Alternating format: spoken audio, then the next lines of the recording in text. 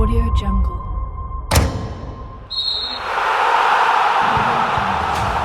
Miris, ini nasib 5 mantan pemain asing Persib Bandung usai hengkang. Tak disangka ternyata. Sebelum kita lanjut, jangan lupa subscribe agar mendapat informasi yang terbaru.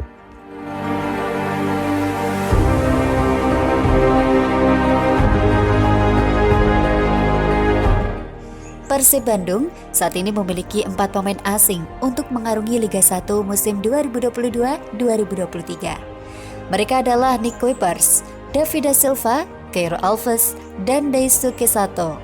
Sebelumnya, Persib Bandung mempunyai sejumlah pemain asing yang memperkuat tim. Namun seiring berjalannya waktu, Persib Bandung terus melakukan pergantian pemain asing di tubuh tim. Akan tetapi, terdapat sejumlah mantan pemain asing Persib Bandung yang nasibnya miris saat ini. Pasalnya ketika meninggalkan Persib Bandung, para mantan pemain asing dikabarkan belum mempunyai tim baru. Penasaran siapa saja? Berikut ini rangkuman dilansir dari Suara Halmahera. Pertama, Wonder Luis, mantan penyerang Persib Bandung yang sempat bermain di PSS Sleman musim lalu. Dikabarkan, penyerang asal Brazil ini kini tak punya klub. Harga pasarannya terakhir 6,8 miliar. Terhitung 2021 tak ada klub yang mendekat. Di musim 2022, Wonder Luis terancam tak punya klub sama sekali. Kedua, Arthur Goverkian. Penyerang sayap kanan timnas Turkmenistan ini meninggalkan Pangeran Muda pada pertengahan tahun 2019 lalu ketika ia meninggalkan Persib Bandung, sempat menganggur kemudian berkarir di Liga Turkmenistan, sekarang nganggur lagi. Ketiga, Bruno Cantante. Bruno Cuna Cantante, pemain Brazil yang berposisi sebagai petak bernasib baik kala meninggalkan Pangeran Muda. Didatangkan dari Liga Vietnam pada akhir 2021 lalu, hanya beberapa bulan berseragam Persib. Keempat, Giovanni Castellion. Giovanni Winton Mandela pula bernasib sama ketika meninggalkan Persib Bandung dan saat ini tak memiliki tim. Awal mula gabung dengan Pangeran Biru sebagai pemain bebas transfer pada Februari 2020 di Liga Islandia. Mantan pemain timnas Belanda U19 ini hanya bermain di Italia. Ia dipinjamkan ke Persib Bandung lagi, tetapi akhirnya hengkang di akhir tahun 2021. Hingga saat ini tidak ada klub yang menaunginya. Kelima, Azazel Dalsel, penyerang kelahiran Jamena. Chan, ini pernah berjaya bersama Pangeran Biru dari 2017. Hingga berpisah pada 2020 lalu, bergabung dengan Bayangkara di musim lalu, tetapi di turnamen pramusim ini dia tidak dimainkan. Demikian mantan pemain Persib Bandung yang kini tidak punya klub pasca hengkang.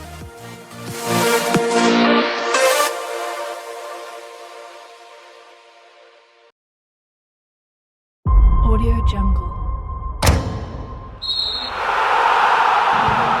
Debut Arif Catur Pamungkas di Persebaya Surabaya curi perhatian. Siap gusur Koko Ari? Sebelum kita lanjut, jangan lupa subscribe agar mendapat informasi yang terbaru.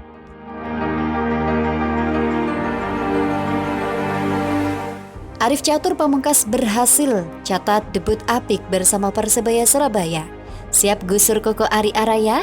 Aji Santoso memberikan kesempatan debut untuk pemain muda Arif Catur saat Persebaya menghadapi Bali United pada Senin 20 Juni 2022 lalu. Arif Catur tampil di posisi bek kanan menggantikan Ariski Wahyu yang 2 pertandingan sebelumnya selalu menjadi starter untuk Persebaya Surabaya. Meski harus mengakhiri pertandingan dengan kekalahan tipis 0-1, ia sukses menjadi tembok besar penghalang serangan Bali United di sisi kanan lapangan. Pemain sekaliber Irfan Jaya pun tak banyak mendapatkan peluang. Salah satu debutan yang menonjol menurut pandangan Aji Santoso yakni bek kanan, Arif Catur. Catur bisa menjadi solusi posisi bek kanan, posisi yang selama ini dianggap publik lemah jika Koko Ari Araya gabung timnas Indonesia. Penampilan Arif Catur juga bisa jadi alarm bagi Ariski Wahyu yang juga menjadi pelapis di sisi bek kanan sejak musim lalu. Jika tak kunjung menunjukkan penampilan terbaiknya, Ariski kemungkinan akan semakin tersisihkan dari skuad bajul ijo musim depan. Pemain berusia 22 tahun itu berhasil mencatatkan 26 kali intercept sekaligus blok. Ia juga berhasil melakukan ball recovery hingga 28 kali. Tak cuma ciamik di sisi pertahanan, Arief Catur juga ikut berkontribusi dalam urusan menyerang. Total 25 dari 33 umpannya sukses ia lepaskan dan diterima oleh rekannya. Usai dikontrak untuk Liga 1 musim depan, Arief Catur menyebut bisa membela Persebaya merupakan mimpi yang sudah lama ia nantikan. Ia bukan wajah baru bagi Persebaya, pemain jebolan kompetisi internal Persebaya. Anak bungsu itu sebelumnya membawa Persebaya APA U20 juara musim 2019. Mungkin ini mimpi yang bisa terbeli. Sejak dulu APA U20 juara, saya ingin sekali naik ke tim senior. Tapi Tuhan belum merestuinya. Justru saya masuk ke PON Jatim untuk ke Papua yang berhasil membawa perunggu atau peringkat ketiga. Ungkap Catur. Kesempatan didapat Catur juga didapat setelah Persebaya banyak melepas pemain belakangnya. M. Saifuddin, Ali Sasai, Adi Setiawan, Reva Adi Utama, dan Frank Rikat Sokoi. Akan menjalani musim perdana membela Persebaya, Catur tidak memiliki target muluk-muluk. Target saya untuk musim depan mungkin saya berusaha untuk masuk ke skema Coach Aji Santoso, inti maupun cadangan.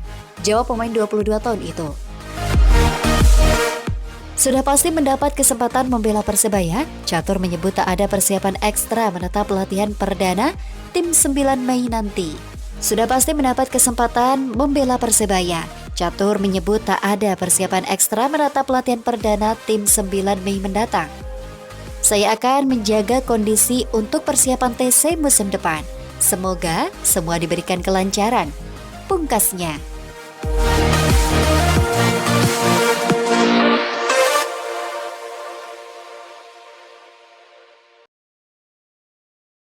Audio Jungle. Para legenda Persebaya optimis dengan kekuatan tim musim ini. Sebelum kita lanjut, jangan lupa subscribe agar mendapat informasi yang terbaru.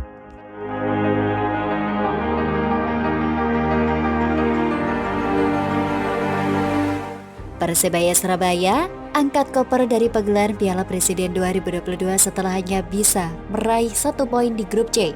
Dari 3 pertandingan yang dijalani, Persebaya bermain imbang 1-1 melawan Bayangkara FC, kalah 1-3 oleh Persib Bandung, kemudian menyerah 0-1 di tangan Bali United.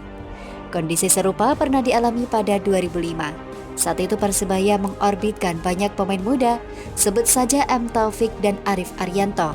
Performa tim sempat memburuk. Bonek kemudian melakukan demo besar, mereka kurang puas.